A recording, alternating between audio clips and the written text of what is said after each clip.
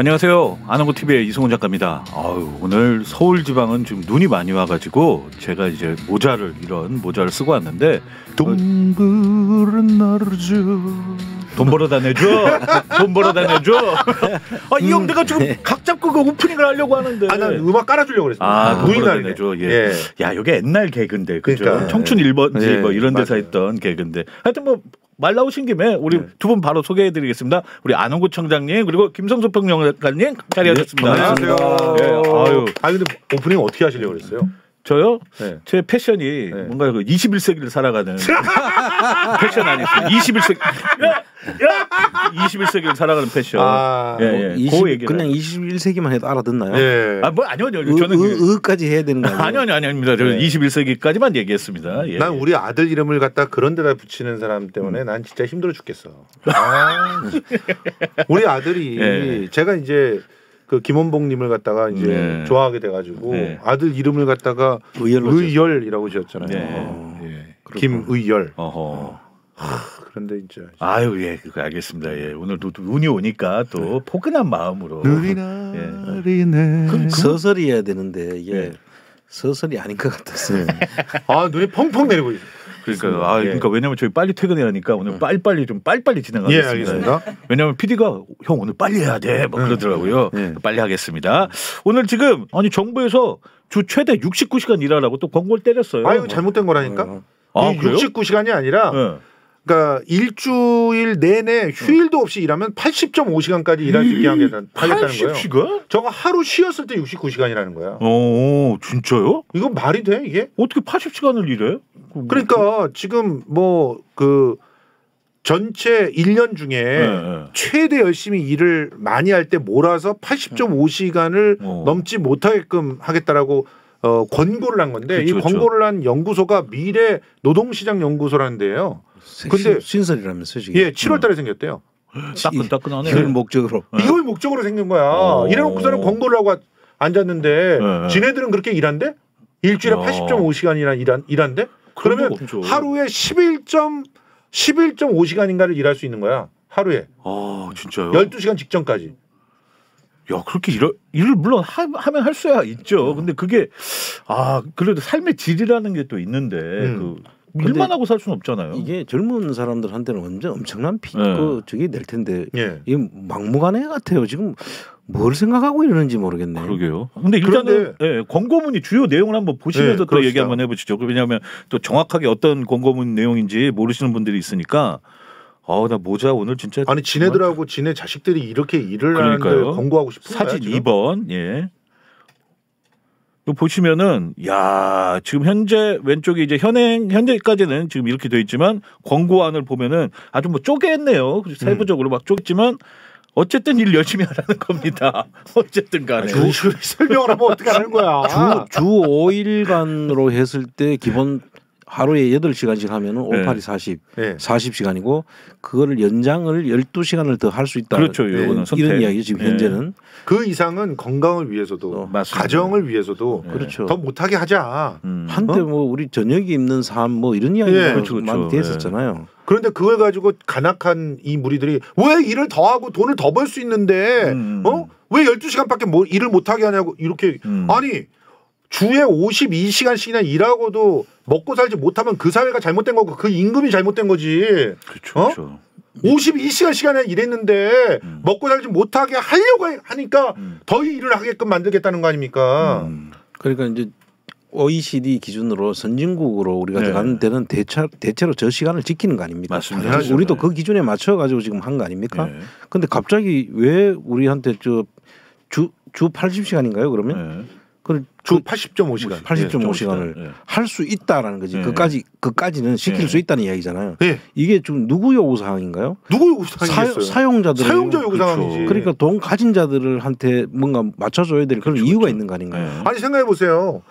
52시간밖에 못 일하게 하면 단기적으로 일이 몰려서 더 일손이 필요하다면 그러면 계약직을 더 뽑으면 되잖아요. 요즘에 계약직 못 뽑게 합니까? 계약직 많고 뽑잖아요. 그렇죠. 계약 기간 끝나면 그냥 해고 되잖아. 소위 말하는 그 근로 유연성을 가져갈 수 있는 게 계약직이잖아요. 그런데 그거에 돈 집어넣는 게 싫은 거야. 그건 마저도 싫은 거지. 진짜. 그리고 이런 식으로 생각하는 거야. 야 지금 뭐 주로 그렇게 얘기해요. 스키장이나 수영장 이런 데 얘기하는 거야. 그래서 스키장은 겨울 한철만 일하는데 그때는 빡시게 일해서 돈 많이 벌고 여름에는 그냥 쉬면 되지 않느냐. 쉬면서 그럼 월급 주냐고. 월급 안 주려고 그런 거잖아 니들이. 아 그러면은 경영 합리화를 해가지고 여름에는 리조트를 쓰고 겨울에는 골프장으로 쓰고 그 스키장으로 쓰고 그렇게 하면 되잖아. 그런데 니네들이 아이디어를 갖다 내서 경영 효율화 합리화를 갖다가 하기 싫으니까 이 모양 이 꼴로 그냥 갖다가 그 사람을 갖다가 일하는 걸로 그냥 대충 돈 뜯어내려고 하니까 이런 발상이 나오는 거지. 지금 윤석열 정부는 이 사용자들, 가진 자들 이런 데 대한 모든 걸 거기에 초점을 맞추고 있다는 생각이 들어요. 지금 그 자기들이 거기 출신이라서 그런지는 모르겠는데 우리 같은 서민들이 한 번도 한테 도움이 되는 그런 정책을 펴는 걸 한 번을 못 봤는데 이 얘들한테 좋은 거는 무조건 이렇게 지금 막 질러놓고 보는 것 같아요. 생각해 보세요. 이렇게 되면은 납품 기간이라든지 이런 것들도 다 거기에 맞춰지게 돼 있어요. 다 계산할 때 그럴 거 아니야. 아 이번 한 달만 그럼 80.5시간씩 일해. 거기에 맞춰서 우리들이 막 계속 일을 뽑아낼 수밖에 없으니까. 그래서 동영상 100개 뽑아내. 이럴 거 아니에요. 뽑아낼 수 있겠어? 그리고 한 달은 쉬어 그리고 이렇게 얘기할 거 아니야. 그러니까요. 이거 너무 섬찟한 얘기야. 그러면 그 한 달 동안에 사람 골병 들어갖고 그 다음 날은 거의 병원에서 지내야 돼. 그렇죠. 우리 지금 PD하고 그가 제일 지금 호응이 좋은 것 같은데. 제가 보기에 지금까지 방송 중에 제일 좋았습니다. 하여튼 아니 근데 사실은 지금 이 음향이라든지 영상이라든지 이런 거 하는 사람들한테는 지금 바로 코앞에 닥친 얘기예요. 그렇죠. 이 사람들이야말로 진짜 정해져 있는 시간 내에 그 규칙적으로 일하는 게 아니라 일감이 왔을 때 몰려서 일하는 사람들이잖아. 그런데 사측이 어떻게 하겠냐고. 고용하는 사람들이 되게 그렇게 할 거라고 이제 80.5시간 곱하기로 계산한단 말이에요. 나 진짜 52시간으로 계산해서 넘치는 일은 그러면 기간을 늘려주는 게 당연하다고 생각을 해야 되는 거야. 그런 무도한 프로젝트 같은 걸 하지 말아야 되는 거라고 이제는. 우리 성수형을 국회로 보냅시다. 국회로. 야, 아니 진짜 보냅시다. 좀 마음에 썩 듭니다 오늘. 예, 좋습니다 형님. 예. 근데 저는 진짜 좀 감동받은 멘트 중에 하나가 52시 어떤 분들은 그런 말씀하시잖아요. 우린 일을 더해서 더 많이 벌고 싶다. 근데 사실 52시간만 일해도 그만큼 보상을 충분히 해주는 사회가 건전한 사회 아니겠습니까? 그렇게 만들어야죠. 그렇죠. 우리가 화물차를 운전하든 개인 택시를 운전하든 길거리에서 노점상을 하든 하루에 기껏해봤자 9시간에서 10시간 정도만 일을 하면 충분히 먹고 살 수 있게 만들어야 되는 거 아니에요. 그런 세상을 만들어야죠. 예.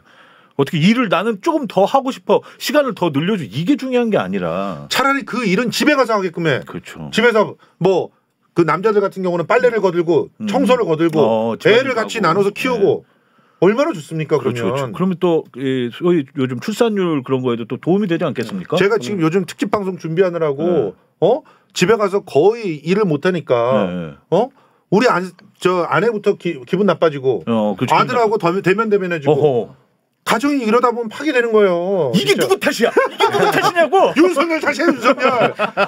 이런 야, 한 가정을 박살내고 있어 지금. 이렇게 저희는 또 마무리를 이렇게 하겠습니다. 자, 그리고 지금 이렇게 하니까 또 막 싫어지잖아요. 근데 이 싫어지는 사람이 또 있어요. 그 창원시에 어떤 의원이 시의원이 우리 이태원 유가족들에게 아주 막말을 쏟아냈더라고요. 창원이라는 데서 그 이야기를 했다는 이야기를 제가 들었는데 그 한번 사진 사진 3번 여기 기사를 제가 캡처하긴 했는데 그 내용이 이런 겁니다. 이제 국민의힘 김민아 창원시 의원이 이제 본인의 페이스북에 이제 우려먹기 장인들 자식 팔아 장사한다 뭐 이런 식으로 우리가 나라고 하다 죽었냐 이런 막말을 하셨습니다. 김성애도 그런 얘기를 했잖아요. 그렇죠. 전 종교다문화 비서관 김성애 얘는 아예 나는 진짜 이런 인간들이 도대체 공부를 어떻게 하고 대학을 다니는지 모르겠어요. 아니 얘네들은 태어나면서부터 징병 당했냐? 아니 그러면 국군이 아니면은 사람이 길 가다가 깔려 죽거나 이렇게 해도 보상을 받지 못하고 안전이나 안위, 안심하고 살 수 있는 권리 이런 게 없다는 겁니까? 김성애 씨? 근데 이 사람 그 같은 하늘 아래서 같은 뭐 우리 그 공기를 마시는데 네. 어떻게 그런 생각을 할 수가 있는지 모르겠어요. 그러니까요. 생각 자체가 그 딴 나라 사람 같아. 그러다 보니까 애들 코 묻은 돈 뜯어내고 그런 거 아니에요. 다문화 그 합창단 이런 거 한다 그러면서 무슨 패딩을 갖다 팔아서 기증되는 패딩을 팔아서 뭐 돈을 챙기고 막 이랬더라고.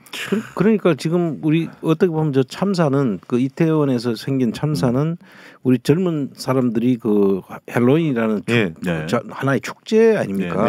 나름 그 행사잖아요.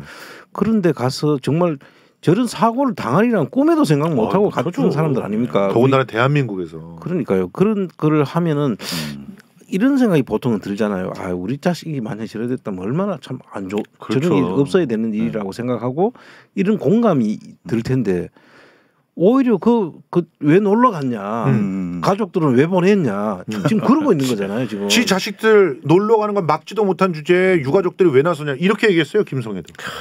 그러니까 참 이 사고 자체가 완전히 어떻게 저럴 수가 있는가 싶은 게 이것뿐만 아니에요. 지금 저 박수영이라고 하는 옛 그 경기도 부지사 했던 인간이 있어.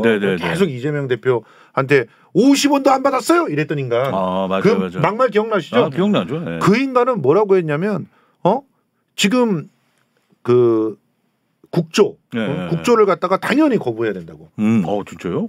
이상민 행안부 장관을 갖다가 해임시키는 안을 집어넣은 게 약속을 파기한 거래. 그게 말이 되냐? 아니 이상민 행안부 장관을 그 해임 건의 안 하겠다고 약속을 하고 그러면 국조를 갖다가 같이 하기로 통과시켰습니까? 그런 거 아니잖아요.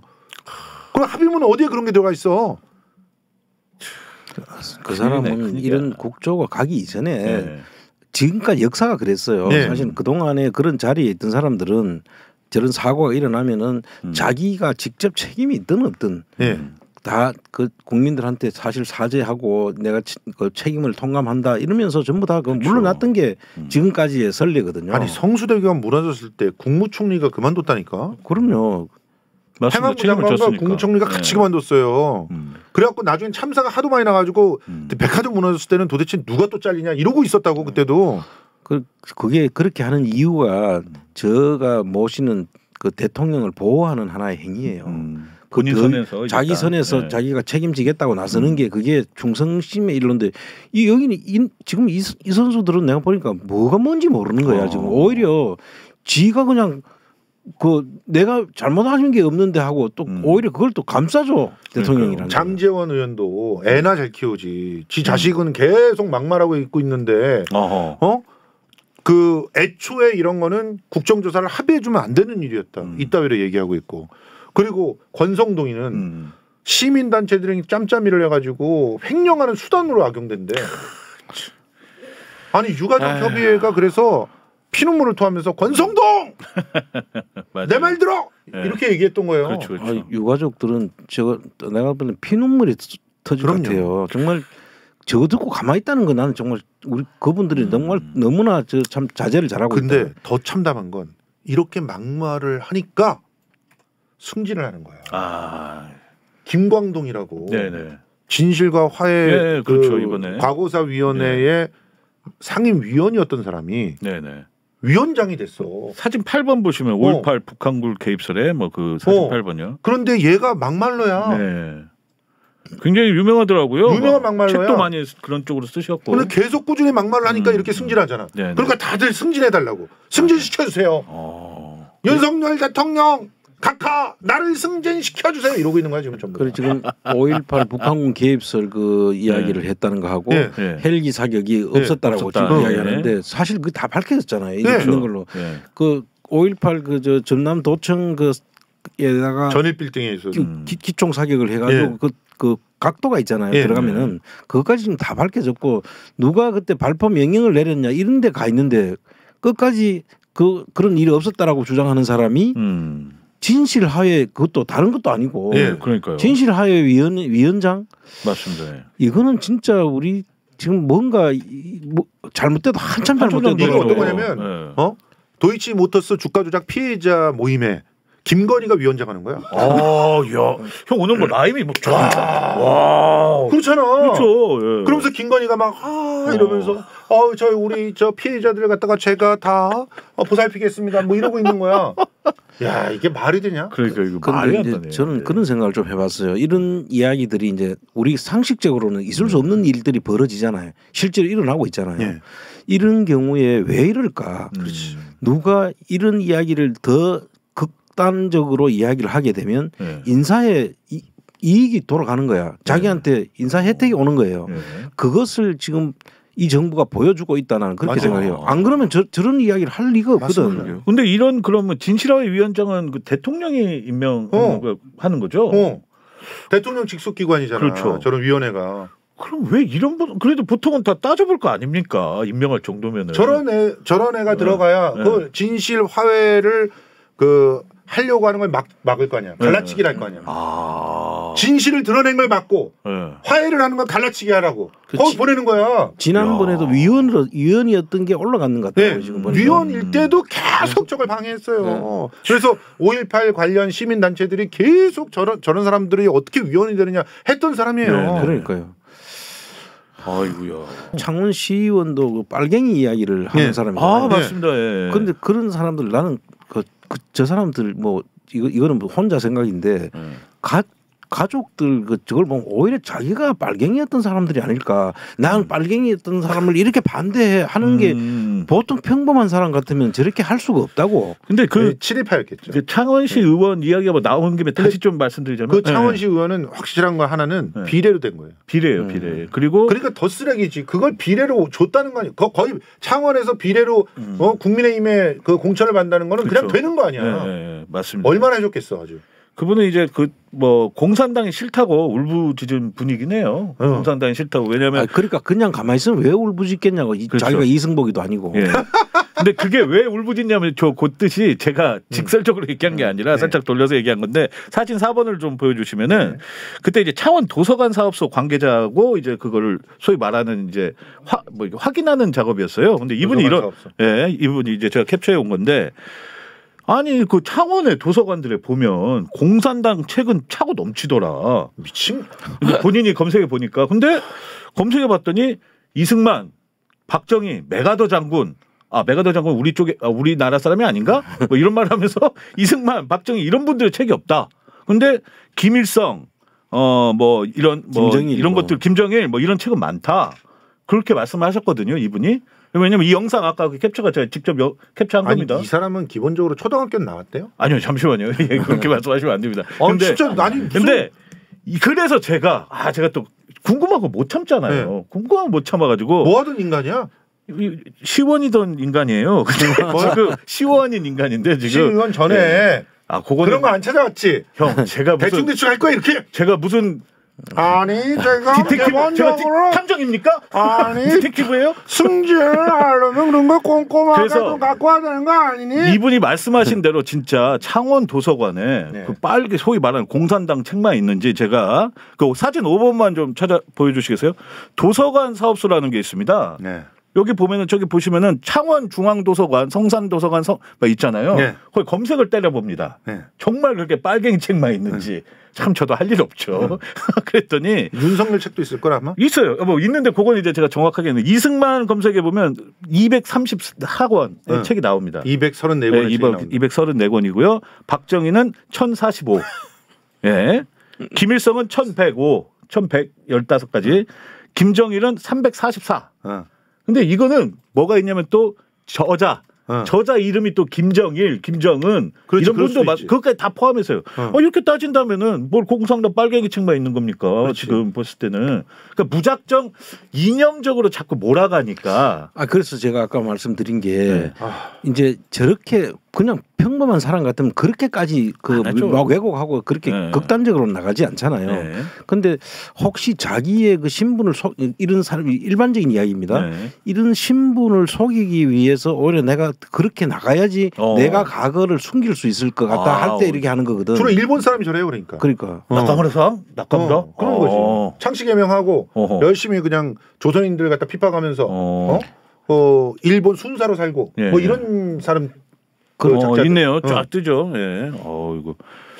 그리고 김정은이 만든 한국 대통령 이런 거는 우익서적이네 오히려. 아니, 김정은의 북한 어떻게 주성아가 지었잖아. 그러니까 주성아 탈북자 기자 아니야. 그러니까 제가 이렇게 자료만 검색해도 이렇게 나오는데 이걸 그냥 무작정 이렇게 얘기하니까 저런 책은 지들끼리 강연하면서 돌려보는 책 아니야.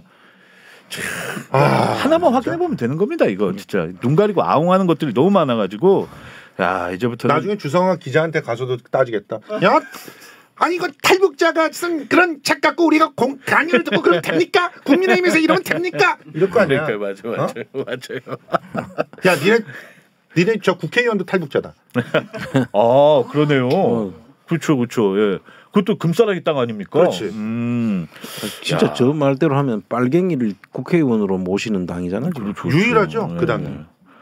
뭐 그분도 둘이나. 근데 그분 요거는 그냥 웃자고 하는 얘기입니다. 진짜 웃자고 하는 얘기입니다. 그분이 그러니까 어떻게 보면 이제 북한에서 오셨기 때문에 이렇게 우리 말이 완벽하게 막 이렇게 자유롭진 않잖아요. 약간 발음이 좀 새신다든지 그런데 희한하게 선거 때쯤 되면 랩을 꼭 하더라고요.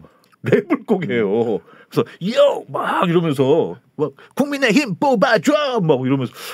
저분이 갑자기 왜 저렇게까지 그래 물어보죠. 빨갱이들은 랩도 배우냐고. 전 여기서 빠집니다. 야, 아니 출신이 빨갱이잖아요. 그렇죠, 맞습니다.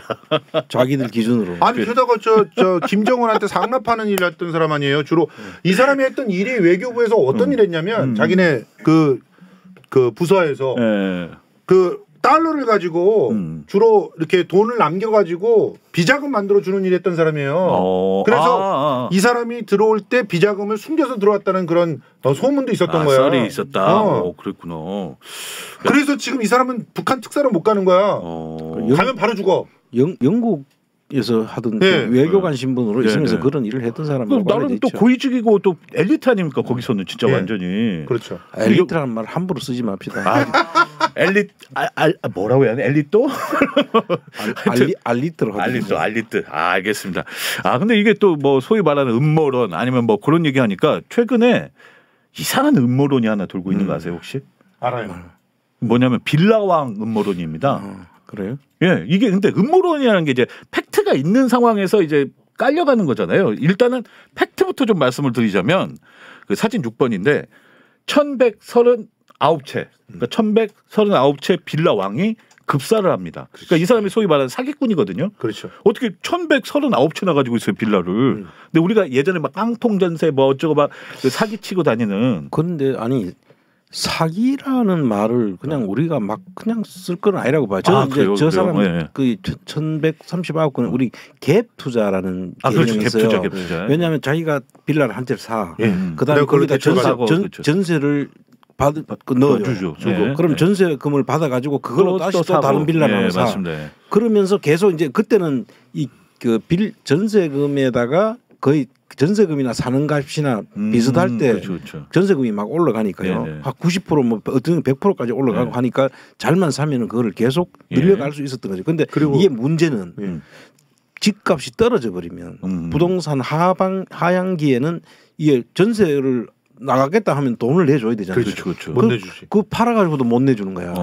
그러니까 그때부터는 이제 이게 그 돈을 하기 때문에 이거를 사기라고 이야기하기에는 내가 볼 때는 말이 안 맞는 이야기인데 그냥 어떤 사람이 어떻게 해가지고 저렇게까지 돈을 벌었냐라고 사람들이 생각하는데 돈이 번 게 아니죠. 그렇죠. 남의 돈을 가지고 그냥 저걸 했다가 전세 놀이를 한 거죠. 어떻게 보면 부채가 지금 엄청 많은 그냥 그 부동산을 가진 사람이 되는 거지 사기꾼이라고 막 바로 가기에는 좀 어려운 사람이에요. 근데 이제 그 여러 뉴스 보도나 거기에 보면 이제 피해자들이 생겼기 때문에 그렇죠. 돈을 못 받았으니까 그래서 지금 사기라고 지금 얘기가 나오는 것 같거든요, 솔직히. 그런데 그렇죠. 피해자라는 게 그 사람들이 그 전세 계약서를 맺었고 전세 계약을 자기가 판단하고 맺은 거 아닙니까? 이 사람이 속인 건 아니잖아요.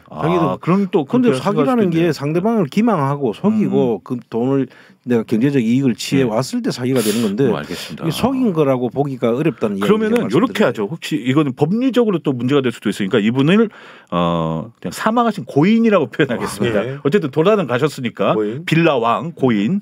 이 빌라 왕이었던 이분이 일단은 돌아가셨습니다.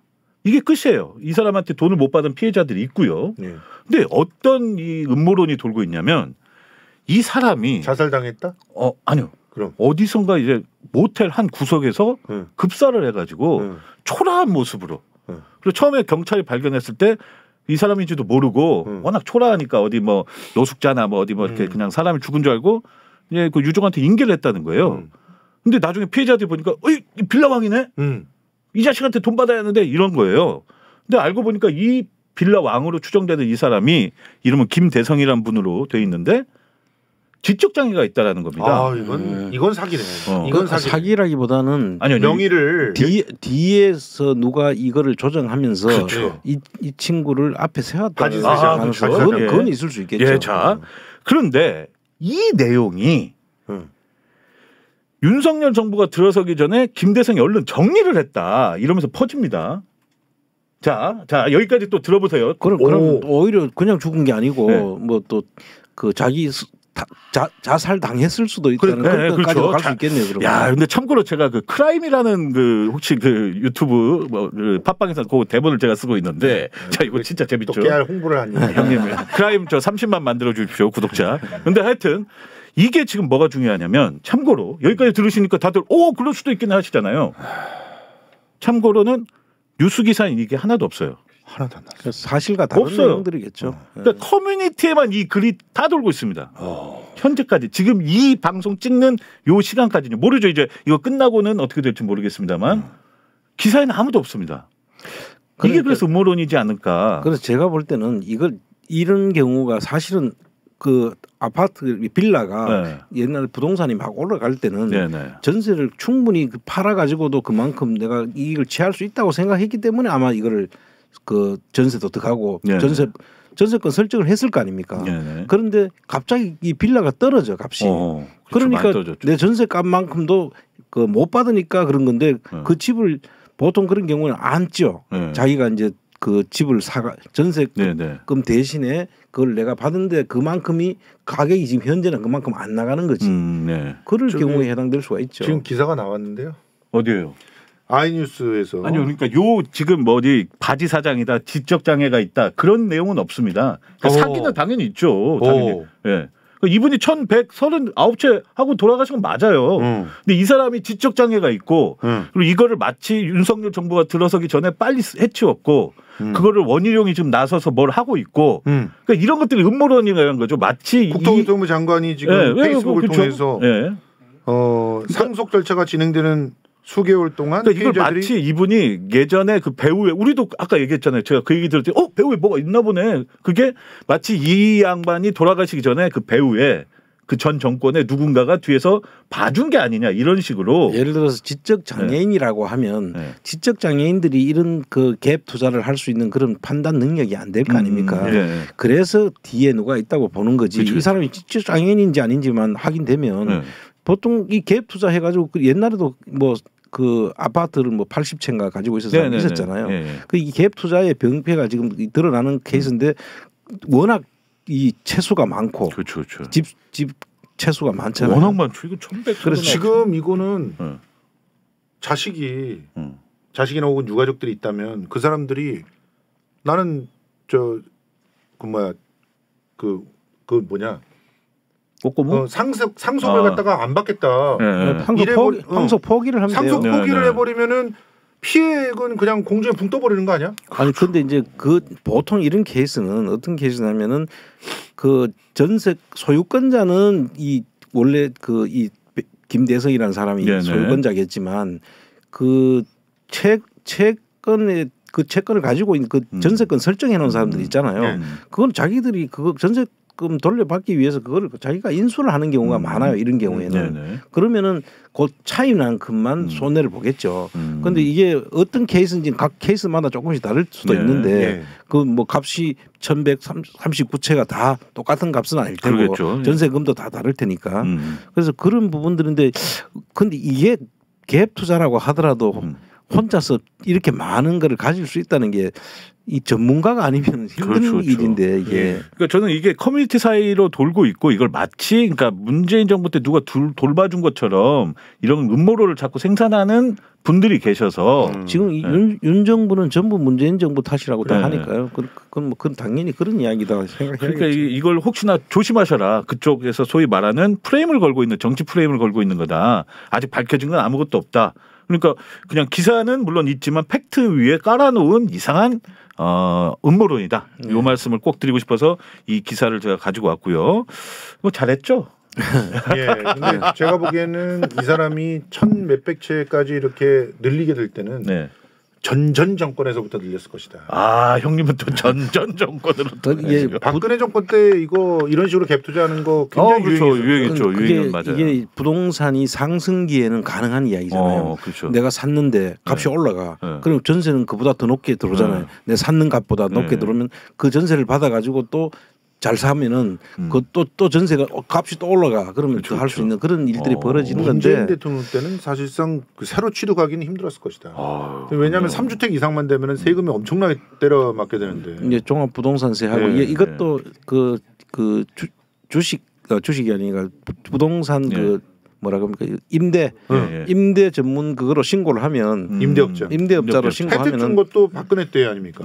박근혜 때 혜택 줬던 거. 그러니까 그때 아마 늘려놨다가 문재인 정권에 들어와가지고 이거 엄죽달싹 못하는 그런 상황에서 끙끙대다가 결과적으로는 야 누군가를 정리해서 정리해서 이걸 이렇게 정리하자 이런 식의 세력들이 있었던 게 아닐까 하는 추정을 해봅니다. 하여튼 또 음모는 또 다른 음모를 계속 음모를 낳고 있네요. 저는 음모를 끝내자는 뜻으로 말씀드렸는데 하여튼 속지 마십시오 여러분. 꼭 그 말씀 음모를 빨리 정리해야 됩니다. 근데 요거는 이제 음모가 아닌 게 있습니다.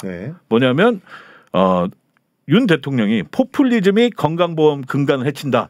문재인 케어 폐기라고 이건 음모가 아닙니다. 이거는 진짜입니다. 저건 정말 심각한 거예요.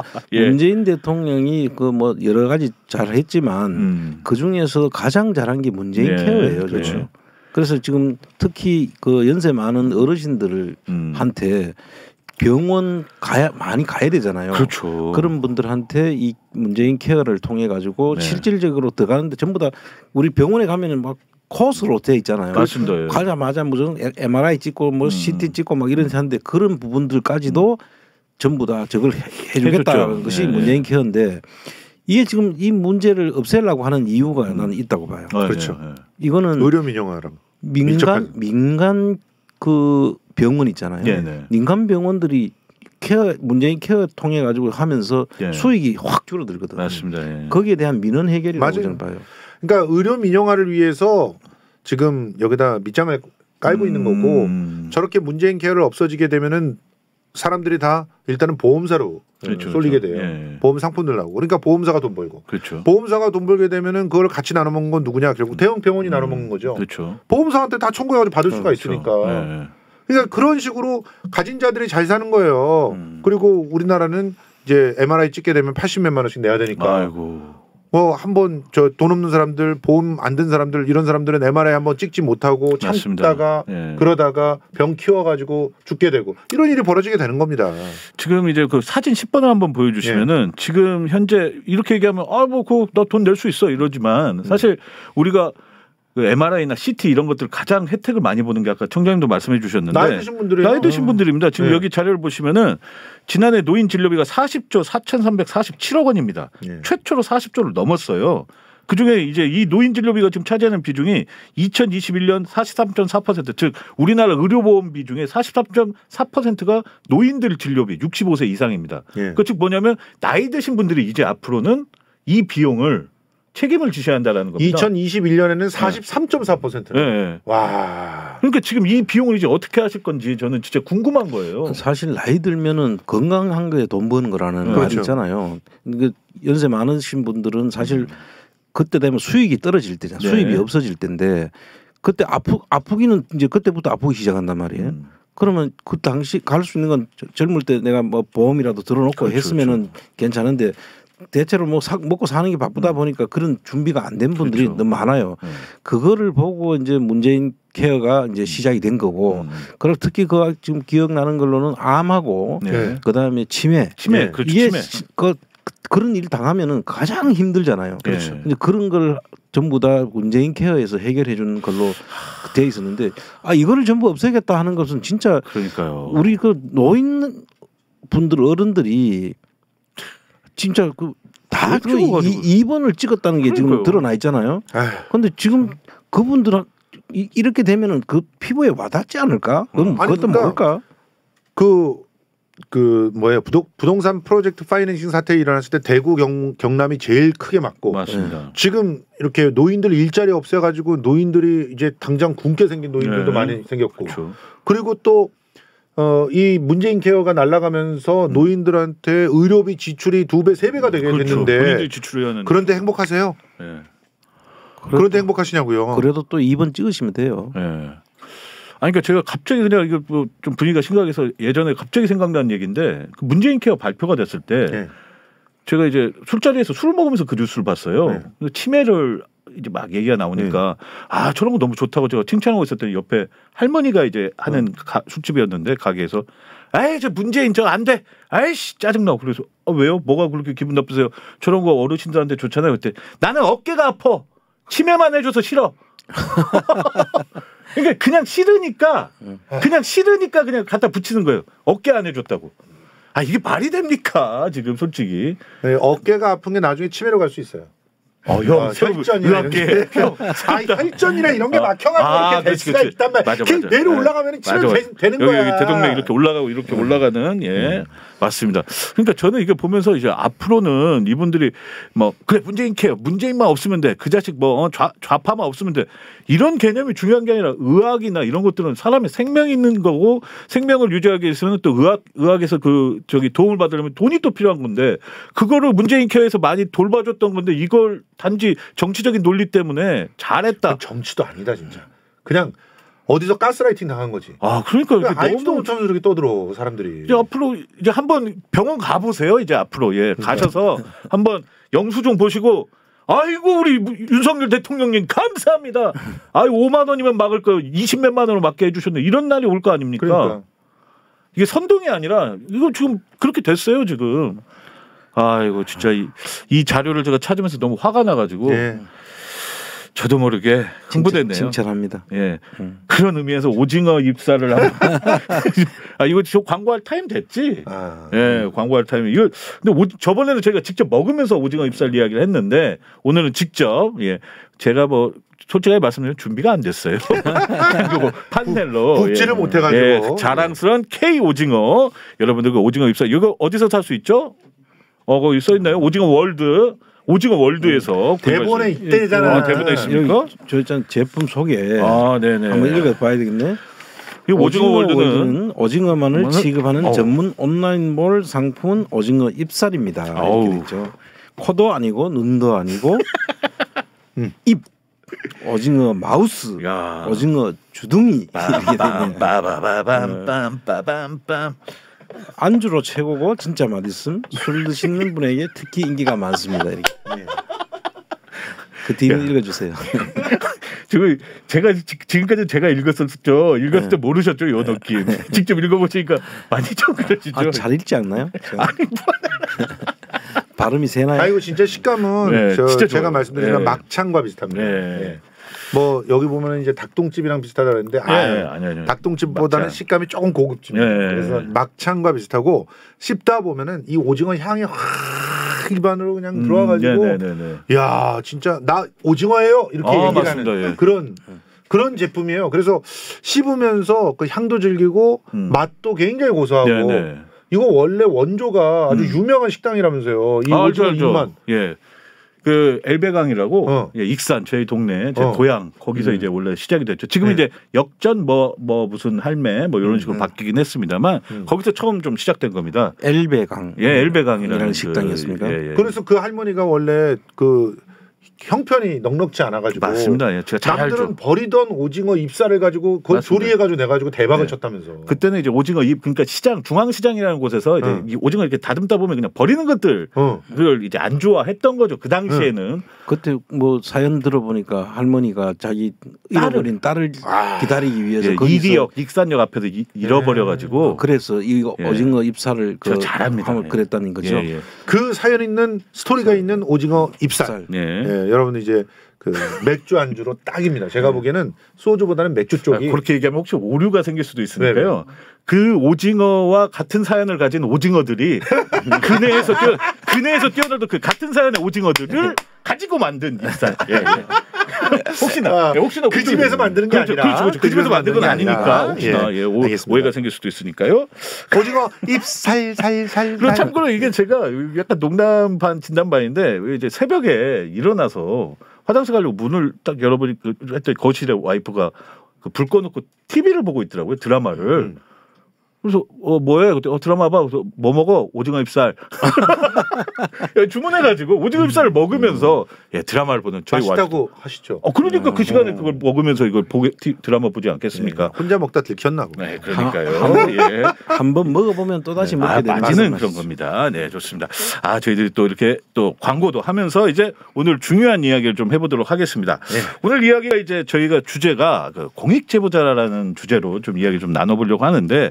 저희가 이런 주제를 잡은 이유가 이제 더 탐사 관련해서 그 첼리스트의 그 제보자 이분이 과연 이제 뭐 좀 얘기들이 많잖아요. 뭐 무슨 뭐 여자 폭력한 사람이네, 폭행한 사람이네, 혹은 이게 제보가 아니네, 공익 제보가 아니네, 뭐 아니면 사생활을 까발린 사람인데 여러 가지 논란이 있는데 일단은 이 공익 제보자에 대한 이야기를 좀 다루고 나서 이분이 과연 진짜 공익 제보자인지 아닌지 혹은 또 소문이 사실인지 아닌지를 한번 좀 나눠볼 필요가 있다라는 저희가 생각이 들어서 그렇거든요. 일단 그런데 먼저 공익 제보하면 뭐가 먼저 떠오르시는지 한번 좀 여쭤보고 싶어서 어떤 사건들이 좀 떠오르는 게 있으신가요? 공익 제보. 공익 제보의 역사가 좀 있죠. 이게 사실은 공익을 위해서 자기의 어떤 그 희생을 감수하고 하는 제보를 우리 공익 제보라고 하거든요. 그런데 그 공익 제보라는 것이 한번 자료를 한번 그동안 정리된 게 있죠. 그렇죠. 86년도부터 이 공익 제보를 쭉 했죠. 그 쭉 보시면은 뭐 민간인 불법 사찰 양심 선언도 있고. 저게 윤석양 이병이죠.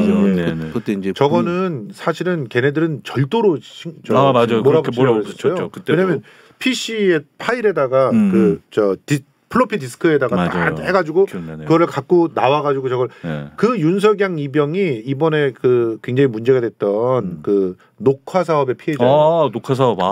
그렇구나. 그 김순호 문제 때문에. 김순호는 녹화 사업을 얼씨구나 받아가지고 친구 동료 다 팔아먹고 지 혼자 지금 경찰국장까지 가 있지 않습니까? 그런 인간이 있는가 하면 자기 양심이 너무 꺼리껴서 자기가 이런 그 피해를 입고 다른 사람을 고발해야만 다른 사람을 사찰해야만 된다는 게 너무 정말 비참했던 윤석양 이병은 결국 그 불법 사찰과 관련돼 있는 자료를 갖고 훔쳐갖고 나와서 양심선언을 했습니다. 그런데 그 훔치는 것 자체가 불법이다. 그러면서 얼마나 도태우 정부에서 그걸 범죄로 몰아가려고 했는지 엄청 몰아갔죠. 그리고 또 여러분 기억하시는 거 삼성 차명 계좌. 그렇죠. 그게 그때 김용철 변호사 그 사건이죠.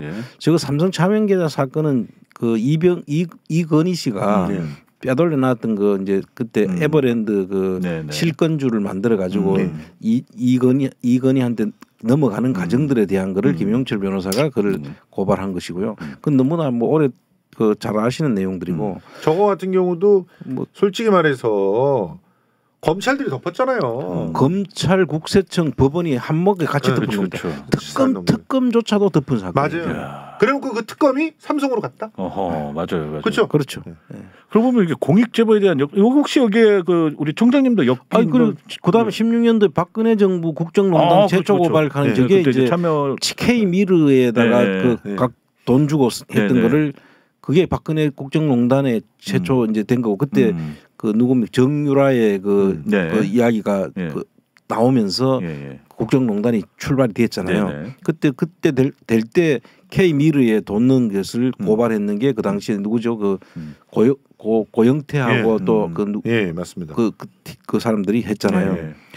그때 이제 제가 그 때문에 이제 독일을 그렇죠. 그 최순실 재산 찾으러 다니고 맞습니다. 했던 그런 건이고 저하고는 아주 그렇고 그다음 또 17년도에 다스 실소유주. 그렇죠. 여기 또 저 상속 다스는 누구 겁니까? 그렇죠. 예. 그게 이제 제가 이제 사실은 다스 누구 겁니까에 만드신 분이죠 또 사람이고 예. 상속세 다스의 기회도 만드죠. 예. 그다음 그때 저 상속세 자료는 왜 저기 들어가 있냐면은 저게 이제 그때 당시에 다스에 있던 그 누구죠? 그 운전도 하면서 운전도 하고 그 성함이 또 그 이명박의 그 이상은이라고 이상득 씨도 형이고 이상은도 형이고 그 사람을 이제 총무도 하면서 운전도 하고 했던 분이 있었어요. 그분이 자료를 갖다 나오면서 이게 세상에 알려지게 됐는데 그 내용을 이제 제가 그걸 보고 상속세 그 이명박이 처남 그때 죽었거든요. 그때 그 상속세를 어떻게 낼까 하는 거를 가지고 문제를 삼았을 때 청와대에서 계산을 다 했더라고. 그걸 내가 이 보니까 국회선 솜씨야. 그래서 청와대에 파견 나가 있는 친구들이 해줬을 것이라고 제가 보고 그 점 자료를 정리해 가지고 그때 밝혀냈죠. 그리고 BBK 문건 적은 그렇죠. 언론적 응원 그리고 BBK라는 게 도곡동 땅을 팔아가지고 다스라는 회사에다 이명박 회사인데 저 처남하고 이제 또 형 이름으로 돼 있었잖아요. 거기다가 돈을 190억을 넣고 그 190억을 토대로 해가지고 BBK를 통해 가지고 그 옵셔널 벤처스 주가 조작을 한 사건이에요. 그거를 사실 그게 터져 나오면서 이명박이 감옥까지 가게 된 그렇죠. 사건이죠. 야 이게 도곡동 땅이 어떻다고요? 새빨간 거짓말입니다.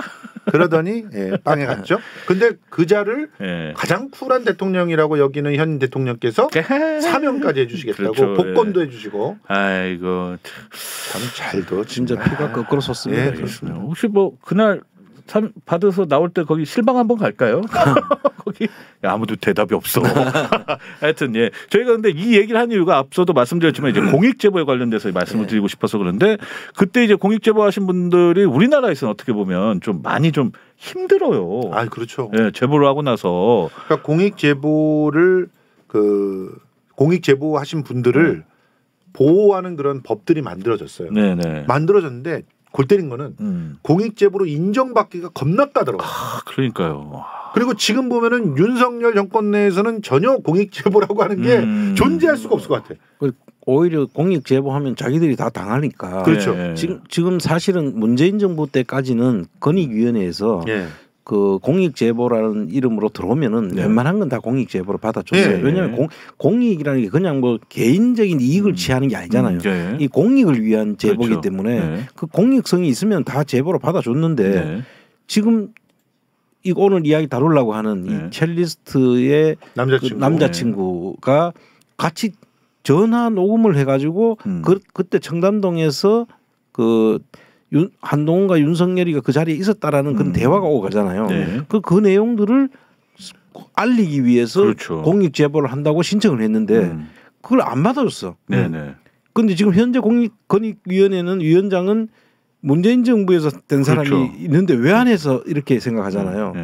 그런데 그 사이에 부위원장이 그렇죠. 바뀌었어요. 윤석열 정부 들어오면서. 근데 이게 건의위원장 올라가기도 전에 그 밑에서 카드가 된 거예요. 근데 있잖아. 진짜 골 때린 건 이유가 뭔지 알아? 안 받아준 이유가 증거가 부족하대요. 차고 넘치는데. 개인이 무슨 뭐 수사관이야? 증거 부족은 재판에서나 따지는 거지 지금. 그렇죠. 일단 이 녹취록이 있으면은 그게 공익성을 띠고 있다라고 했을 때는 기본적으로 그 사람을 보호해주고 그리고 그 보호를 받으면서 수사에 협조하거나 하게끔 해가지고 수사가 될 수 있게 해야 되는 건데 지금 이거는 뭐. 근데 사실 이 청남동 술자리 그 이야기는 어떤 공익성이 있냐면요. 대통령하고 법무장관이 같이 있었다는 거하고 물론 술자리는 있을 수 있죠. 그런데 거기에 관련자들로 보이는 그 김현장의 변호사들이 그렇죠. 대거 참여했다는 게 그 내용이에요. 그럼 이거는 심각한 문제가 생기는 거죠. 그런데 그 시점이 또 이 변호사들을 법관이나 검사로 면접 보고 있어요. 임용하는 그런 시점인데 그 시점하고 그 공교롭게도 시간이 겹치기 때문에 이건 공익성이 있어도 만약에 그게 사실이라고 하면 이거는 엄청난 파장이 일어날 수 있는 사건이기 때문에 그러니까 이거를 가지고 수사를 해서 무죄가 다 나오고 하더라도 상관없어요. 공익 제보라고 하는 건 일단 그런 제보를 통해서 사회적 환기를 시키고 그리고 그걸 통해 가지고 우리 사회가 이렇게 조금 더 투명해지고 민주주의의 어떤 가치들을 더 구현할 수 있게끔 된다면 그거는 수사 결과와는 상관없는 거예요. 그리고 의혹 제기를 갖다가 공직자라면 마땅히 받아들여야지 그 말이 되는 소리입니까? 지금 뭘 거시겠습니까? 뭘 거시겠습니까? 이렇게 나오는 게 그게 공직자예요? 형 한번 때릴 뻔했어. 그러니까. 근데 이제 이 제보자 여기 공익 제보자 우리가 이제 공익을 앞에 이름을 못 붙이는데 이 사람이 공익 제보자가 돼야 된다는 이야기를 하면서 근데 왜 우리가 오늘 이 문제를 다루냐면 이 제보자는 사실상은요 이 사람이 공익 제보자가 돼야 그 모든 부분에서 보호를 받을 수 있어요. 그런데 지금 보니까 언론에서 특히 TV조선 같은 데서는 이 사람은 아주 파렴치한 사람으로 몰고 가고 있어요. 데이트 폭력남, 스토커. 그러니까 이미 선입견을 가지고 이 사람에 대한 이야기를 선입견 정도가 아니고 고의성이 있는 것 같아요. 허위 사실도 유포되고 있는 거예요. 제가 방송을 갖다가 그 2시간 반 동안 하고 지금 2편을 만들고 있지만 이런 허위 사실에 대해서는 당연히 반박을 해야 되는 거 아닙니까? 근데 일부 입진보들이 또 나서가지고 여기서 그렇게 얘기하면은 이게 사생활 폭로로 가거나 혹은 첼리스트의 증언의 신빙성을 흔들 수 있다. 그러니까 그런 걸 자제해야 된대. 무슨 개소리를 하고 있어? 아니 거짓말을 갖다가 평상시에 해 안 해? 하잖아. 하죠. 특히 아내한테 하지. 사랑해. 아니 이렇게 거짓말한다고 이 사람이 형 거짓말이라뇨? 아니 평상시에 모든 일들을 갖다 전부 다 매일매일 거짓말을 합니까? 그건 아니잖아. 상황에 따라서는 자기를 보호하기 위해서 거짓말을 할 수는 있어. 그렇지만 그때 그 자리에서 했던 말이 진실이냐 거짓말이냐는 건 따로 또 따져봐야 되는 문제 아니야. 그럼요. 왜 이걸 섞거나 한 번 거짓말하는 사람은 영원히 거짓말만 합니까? 그럼 한동훈은 계속 거짓말만 하겠네? 그 사실은 이제 더 탐사에서 이 보도를 하면서 이 제보자의 그 입장이 이제 그 없이 그냥 녹화된 그 두 사람과의 대화가 이제 그대로 알려졌잖아요. 그렇죠. 그런데 이 사람을 이상한 사람으로 만들어야만 그 내용 자체가 이제 문제가 있는 내용으로 이제 될 수 있는 거예요. 그런 식으로 몰아가는. 아니 근데 그 사람을 그렇게 만들어도 내용 자체가 없어지진 않아요. 그러니까요. 그러니까 뭐가 되는 거냐면 그 사람을 막 공격을 해가지고 일단 진흙탕 싸움을 만들어. 그래 짜증나서 듣고 싶지 않게 그런 쪽으로 시선이 안 가게 만들려고 하는 게 제일 큰 거예요. 어떻게 보면 메신저를 더럽히는 거예요. 맞습니다. 메시지를 공격할 수가 없어. 그거 그때 그 자리에서 어떤 일이 있었고 그리고 또 그때 이세창이 어떤 역할을 했고 이런 것들이 다 그냥 그대로 공개됐다가 된 것뿐만 아니라 이세창이 또 인정까지 했잖아. 이세창이 인정하지 않았으면 그게 나올 수가 없었던 내용이잖아요. 그 탐사에서는 그렇게 했죠.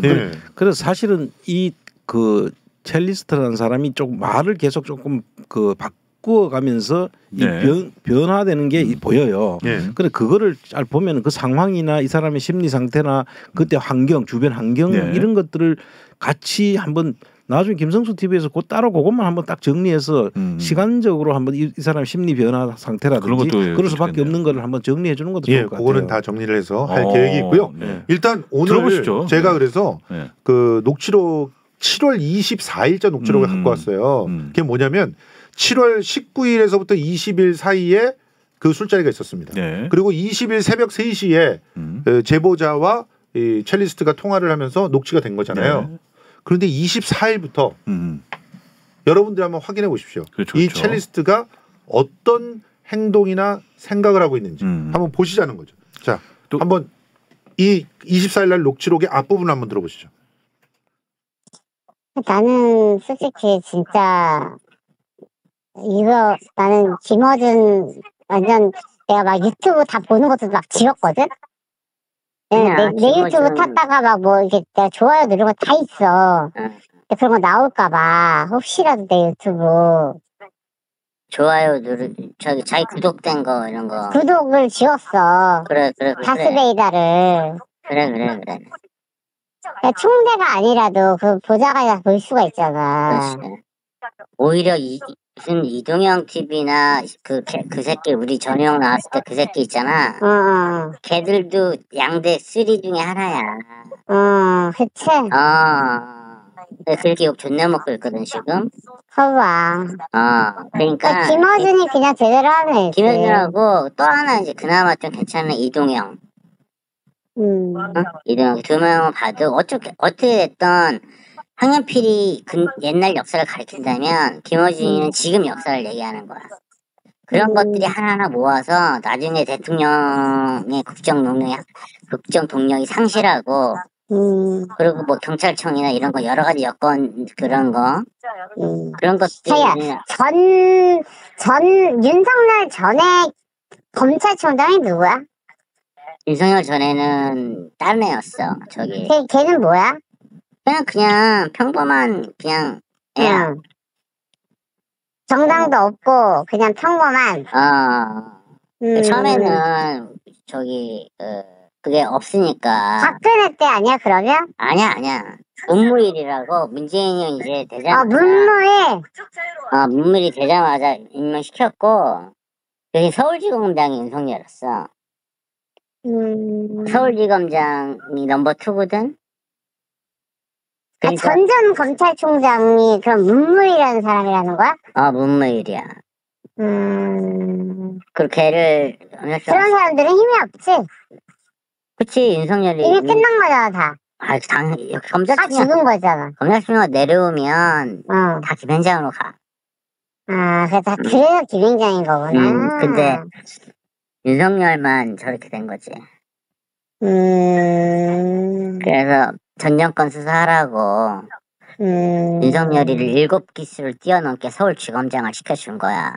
원래는 지청장도 안 되는 짬밥인데. 그러니까 바로 검찰총장을 못 시킨 거야. 시키고 싶은데 너무 입기수들이 많으니까. 그럼 그렇게 검찰총장을 지내고 나면은 그 사람들은 김현장을 가는 거야. 근데 김현장은 가도 힘이 없나? 엄청 힘이 있지. 그런 사람들은 힘이 있어. 그럼. 그러니까 검찰총장을 하면은 모든 사법 한번 하면 힘이 있다. 그럼 당연하지.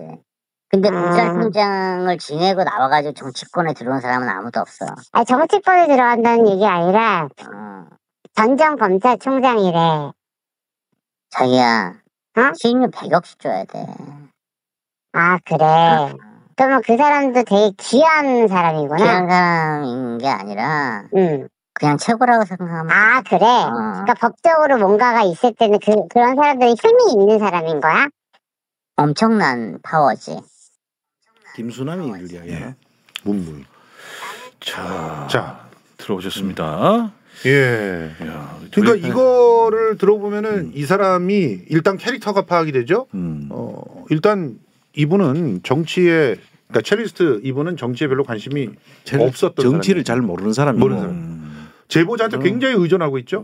제보자한테 뭐 질문을 하면서 배우는 자세로 지금 있잖아요. 모든 거를. 그런데 조금 자기가 만난 걸로 추정되는 어떤 사람이 있는데 그 사람이 사실은 그때까지만 해도 그냥 다 죽은 사람인 줄 알았죠. 전전 검찰총장이라니까 뭔 죽은 사람으로 한 거야. 여기 문무일이 나오는 거예요. 지금 실제로 문무일을 만났을 가능성도 상당히 높은 거예요. 지금 문무일인지는 지금 확인은 안 시켜주고 있는데 전전이라고 하는 거예요. 문무일은 바로 직전 그이라고 보면 전전은 김수남일 수 있죠. 근데 지금 윤석열을 전 검찰총장이니까 지금 현재 대통령이니까 전 검찰총장이잖아요. 그러니까 그 전 검찰총장이면 문무일이 맞는 것 같거든요.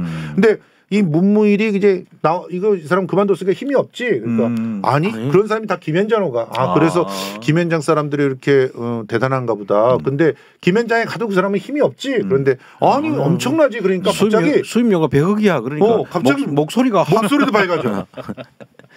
그렇잖아요. 그리고 그 사람이 굉장히 귀한 사람이구나 이런 얘기를 하지 않습니까? 그리고 엄청난 파워지 이렇게 되니까 그래? 이러면서 그 다음에 무슨 얘기가 나오냐면 그 사람이 주최하고 있는 빅베어라고 하는 모임이 있는데 그 모임이 필리핀 가가지고 골프를 치는데 거기에 자기 같은 연주자가 필요하다고 하는데 가면 안 돼? 이런 얘기를 하는 거예요. 그렇죠, 그렇죠. 그러면서 거기에 가고 싶다는 얘기를 갖다 노골적으로 얘기를 해요. 그렇죠.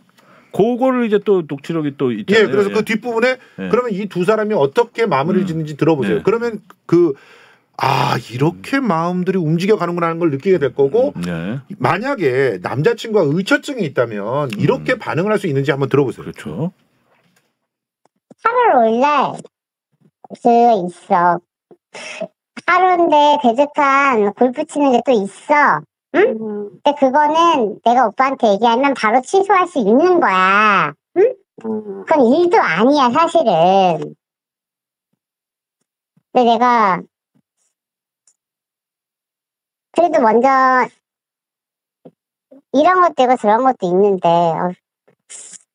굳이 이거를 안 된다고 얘기를 했으니까 내가 오케이를 할 필요는 없는 거잖아. 하지 말라고 그냥. 그래? 그만. 너 신경 쓰지 가지 마. 안 먹었어요. 자꾸 외국에다 돌아다니는 거. 싸 보이고 별로 안 좋아. 그래? 남자들하고 다니는데. 그래? 안 좋아. 하지 마. 알았어. 검찰청 운동하면 법무부 다 거기 만약에 그러면 그쪽으로 또 얘기 들어가면 뭐가 돼? 하긴 그것도 그렇겠다. 당연하지. 싼티 졸래 나는 거야. 하지 마. 이번엔 또 일반석 타고 그냥 가는 건데 거기 엄청 코로나 때문에 심하거든. 태국도 지금 난리라는데. 그래. 그래서 또 그러니까 나도 그걸 한번 이번에 갔다.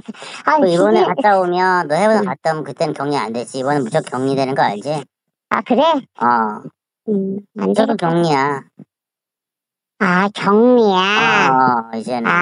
그럼 갈 필요가 없겠네. 오자마자 PCR 하고 나 왜냐면 8월 11일 날 공연이 있어.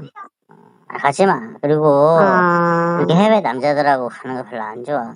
소문나고 그러면 검찰총장은 윤석열이랑 다 아는 애들인데 총재는 모를까? 당연히 알지. 별로 안 좋아. 가지 마. 다시 하나 딱 잊어. 그거 안 벌어도 돼.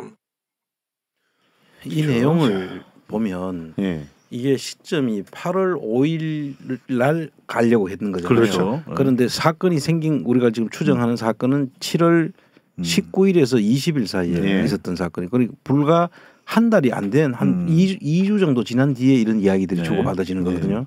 그럼 그때까지만 해도 이 사람들이 무슨 뭐 제보를 하려고 생각하고 있지도 않았고 그렇다고 해서 뭐 문제가 있거나 이런 상황이 아닌 거였잖아요. 제보에 대해서는 그 전에 논의는 한 적이 있었대요. 그런데 이 24일까지는 그러니까 기껏 해봤자 나흘 지난 상태에서 8월 5일 날 계획을 얘기하고 있는 거잖아요. 그렇죠. 그러니까 제보에 대해서 구체적인 그 토론들을 한 적은 없죠.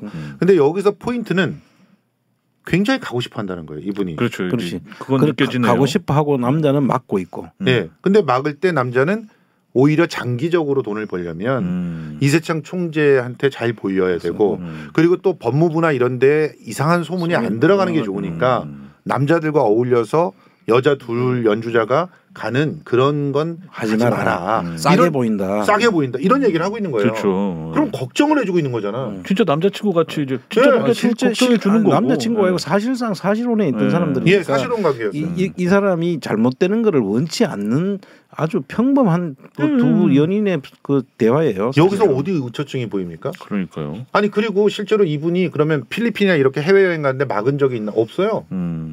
이전에 6월 달에도 세부에 갔었대. 갔었는데 거기서 안 좋은 일이 있었어. 그래서 그것 때문에 굉장히 상심하고 첼리스트가 돌아왔던 적이 있어요. 이미. 그래서 그런 것도 있기 때문에 더더욱 지금 거의 처음 보는 사람들. 그러니까 추정컨대 7월 20일 그 술자리에서 만난 걸로 추정되거나 아니면은 그 이후에 또 한 번 행사가 있었으면 그 어림에서 만난 걸로 추정되는 전 검찰총장이 끼어 있는 그 그룹, 그 그룹과 같이 필리핀으로 가가지고 연주를 하겠다는 거 아니에요. 그렇죠. 그러니 그렇게 되면은 당연히 여기저기 소문이 날 가능성이 있는데 그걸 걱정해주고 있는 거고요. 그러니까 제보자는. 차라리 거기 가는 것보다는 여기서 그 이세창 총재가 해주는 행사들을 계속 해라. 그러니까 8월 11일 날 공연이 있다 이렇게 얘기가 나오잖아요. 그렇죠. 그래서 그쪽으로 가게끔 정리가 되는 장면인데 이 장면에서 그 첼리스트는 굉장히 아쉬워하고 있지 않습니까, 예. 사실은. 근데 첼리스트는 뭐 정치나 이런 것보다는 이 사람이 돈 버는데 상당히 좀 집중하고 있는 것 같아요. 예. 이 이세창지라는 사람을 잡으면 자기가 이 연주를 통해 가지고 예. 돈을 많이 벌을 수 있다라는 거를 인식한 것 같고 그래서 이 그 뭐 정치적 성향이나 이런 거 관계없이 돈 버는 쪽으로 일거를 주니까 그럴 수 있는 거잖아요. 그랬는데 이제 이건 문제가 생기니까 그러고 중간에 공익 제보를 하려고 아까 이야기했다는 거고 더 탐사에서도 그 정리가 어느 정도 되고 있더라고요. 그렇죠. 그렇다면은 이 사람들은 그 처음부터 공익 제보도 생각을 했던 사람이네요. 예. 그런데 공익 제보를 생각했던 분이 점점 시간이 갈수록 공익 제보를 하면은 나는 이렇게 돈을 벌고 이렇게 못할 것 같은데라는 생각으로 옮겨가는 중이 아니냐. 그렇죠. 그 옮겨가는 이 포인트가 24일 날 녹취에 이렇게 들어가 있는 거 아니냐라고 저는 생각을 하고 있다는 겁니다. 그러니까 이게 저희가 공익 제보자분이라는 이런 그러니까 이렇게 어떻게 보면 본인의 손해를 좀 감수하고 이렇게 하시는 분들을 좀 보호를 해줘야 하는데 자꾸 이런 프레임들을 갖추고 이런 분들을 그냥 방치해버리면 제2의 제3의 공익 제보자들이 나올 수가 없는 환경이 돼버리잖아요. 못 나오라고 지금 이렇게 죽여버리는 거잖아요. 그리고 그 핑계 대고 또 첼리스트는 TV조선에 가서 자기 전 남친을 공격하고 있는 거고 그렇지 않습니까? 그러니까요. 그러니까 뭐 아유 그 공익 제보자 그 제보자 그 자식 왜 남의 뭐 그렇게 해가지고 뭐 문제 일으켜 이런 식으로 또 몰아가 버리니까 그러면서 이게 마치 강제로 아우팅을 하는 것처럼 이렇게 몰아가는데 이게 강제로 아우팅한 게 아니라니까요. 아까 우리 공익 제보 그 쭉 그 나열을 했지 않습니까? 그 사건들이 그냥 생긴 게 아니라고 그 사건 끝에 전부 어떤 일이 벌어졌나요? 엄청난 그 정치적 그 변화가 일어났잖아요. 그렇죠. 그래서 그렇게 한번 되고 난 다음부터 사실은 그런 일들이 안 일어나게 되는 자정적으로 또 뭔가 그리고 본인들은 다 사법적 피해를 입었어요. 거기 저 제보했던 사람들 거의 다 사법적 피해를 입었어요. 윤석양, 이병 같은 경우도 빵에 들어갔다 나왔고, 그렇죠. 다들 그랬다고. 그러니까 그 정도의 용기가 있어야 할 수 있는 거기 때문에 그런 용기를 북돋아주기 위해서 반드시 첼리스트를 보호하고 북돋아주고 이런 것도 필요하지만, 근데 실제로는 지금 TV조선과 한 몸이 돼가지고 더 탐사를 공격하고. 게다가 민주당 그 국회의원들까지 공격하고 제보자를 갖다 공격하고 있잖아요. 그러면 지금 이걸 갖다가 그냥 가만히 당하고 있어야 된다고 얘기를 하는 것인지 저는 굉장히 답답한 그런 상황입니다. 그러니까요. 뭐 저희들이 오늘 이제 공익 제보자 측면에서 이걸 다루긴 했는데 우리 김성수 TV에서는 이 부분에 대한 그 정리가 사실 더 많이 돼 있죠. 더 탐사에서 했던 부분 못 본 부분들하고 그런 부분들을 다시 정리하고 있으니까 나중에 또 구체적인 내용은 김성수 TV에서 가서 좀 맞습니다. 많이 어제 더 탐사 바랍니다. 방송에서도 자세한 건 그 김성수 TV에서도 뭐 강정구 기자님이 자신 있게 말씀하시더라고요. 그래서 괜히 제가 뿌듯하더라고요. 제 채널도 아닌데 기분이 좋았습니다. 예. 왜 그렇게 하면 안 돼? 왜 야, 왜 웃냐? 아니 나 성수하고 친해. 물론 카메라 꺼지면 이제 아는 척 안 하지만. 마무리가 늘 이렇게 안 됐습니다. 예, 저도 공익 제보 하나 해드린 겁니다. 예, 카메라 꺼지면 사이는 별로 안 좋다. 공익 제보입니다. 하여튼 뭐 웃자간 얘기고요. 왜냐하면 또 마무리는 저희들만의 또 이렇게 좀 웃음으로 마무리해야 또 즐거운 거 아니겠습니까? 지금 눈이 오늘 일부 지방에서 또 많이 오고 있으니까요. 안전 운전하시고요. 저희들은 청장님은 내일 이제 또 시사부로님하고 또 오실 거죠? 예. 그리고 성소영과 저는 그 청장님과 함께 목요일 날 8시 생방송으로 오도록 하겠습니다. 그날 뵙도록 하겠습니다. 저기요. 이제 이동형 TV로 넘어가 주시죠. 제가 나옵니다. 그래요? 이 형 참 빨라. 화요일 날 9시 15분에 이동형 TV에 나온단 말이에요. 근데 자꾸 더 탐사로만 가라니까. 맞아요. 이동형 TV로 나눠서 가주세요. 네, 맞습니다. 나눠서 가. 예, 구독, 좋아요 부탁드립니다.